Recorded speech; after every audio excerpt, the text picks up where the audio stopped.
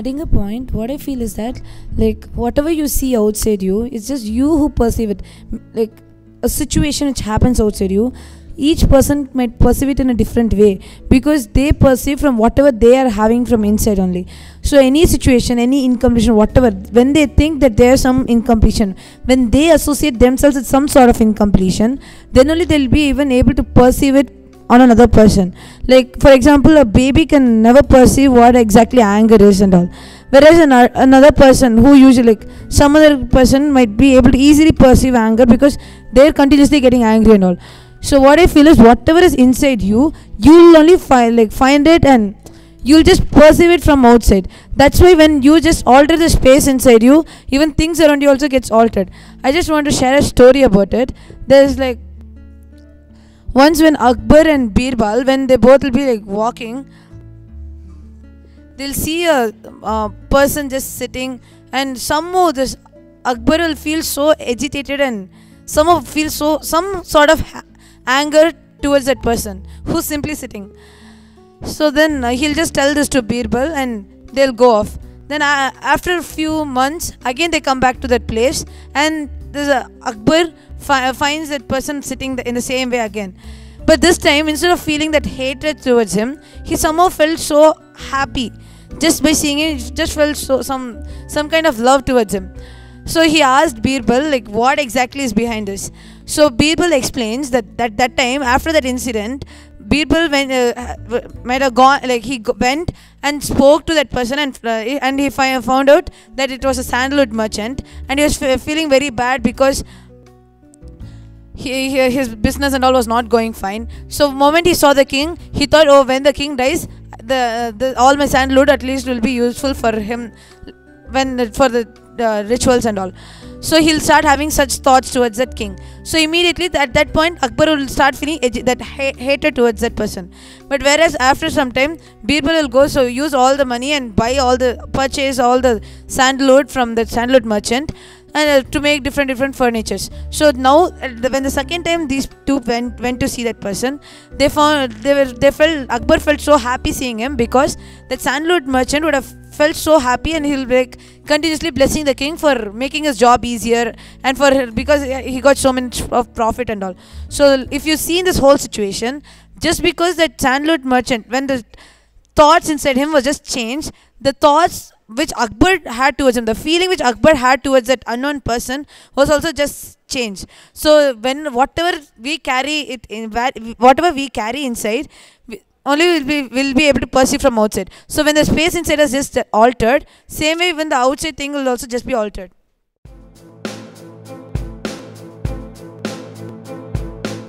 My name is Sławek. I live in Warsaw, the capital of Poland. And I run BKS Iyengar Yoga Center there for last 30 years.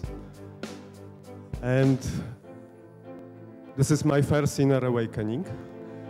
I want to relate a story how my inner awakening happened, how the main obstacle has been removed, which for most of you it is money or time, but for me it was not. It was being saved from the cruel death in a terrorist attack, or being injured. So when it happened in March this year, when the winter is getting very long in Europe, we are trying to come out, and we go to one country. I selected one country, Tunisia, and there was a very good offer of package tour, sightseeing tour, dirt cheap, the last minute, and I was going to that, trying to get to that tour for 3 years. So I said, okay, this is the time I'm going to. So when I was ready to pay online for the trip, I got a sudden, unexpected, very powerful thought came to me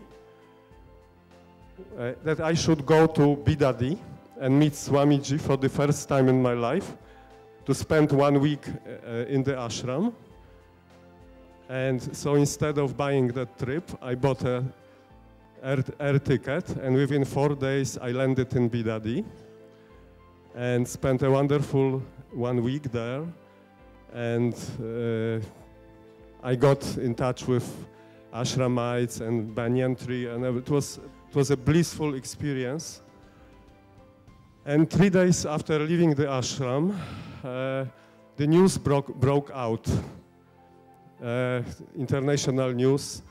The Muslim terrorists massacred foreign tourists in Tunisia.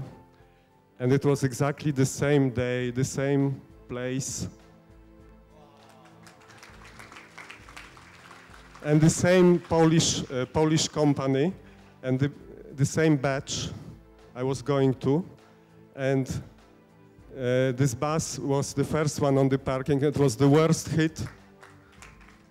And when I heard about this, I was just in such a joy, and because I was still in a joy from Bidadi, and the waves of joy and gratitude was popping up in me, and I listened to the survivors' stories, and they were being killed like rats. You know, they went through such terror. 24 people have been killed, and many more dozens have been injured. So I thought, wow, this is, and it was just killing my main pain root pattern, which is not being taken care of the universe, because I do so much for the people, but universe doesn't do so much for me. So it really healed my my pattern to some, and you just can imagine how I felt and how grateful I feel. I'm not able to convey it in words. And so I think my death have been postponed so that I could come and take a graceful process in Varanasi, death process gracefully.